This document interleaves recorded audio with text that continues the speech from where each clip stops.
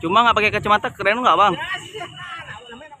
Syederalun untuk menekan laju inflasi di Kota Sabang, pemerintah Kota Sabang dan Polres melakukan peninjauan langsung ke Pasar Induk Sabang pada Rabu 23 November 2022.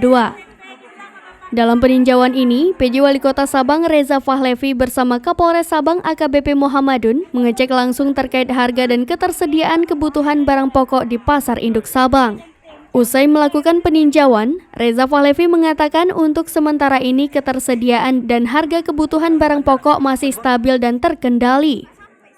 Reza Fahlevi juga meminta kepada para pedagang untuk dapat mengikuti aturan pasar yang ada, sehingga kedepannya harga kebutuhan barang pokok tetap stabil dan pihaknya akan terus melakukan berbagai langkah penanganan dalam upaya menekan laju inflasi di Sabang.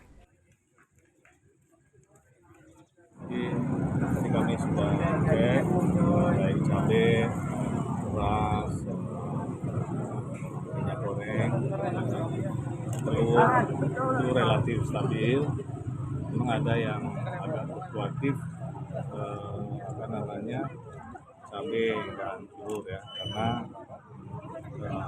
ada pengaruh sedikit ketika pasokan dari Medan ketika banjir dan longsor di Pertanian. Tapi hampir semuanya stabil.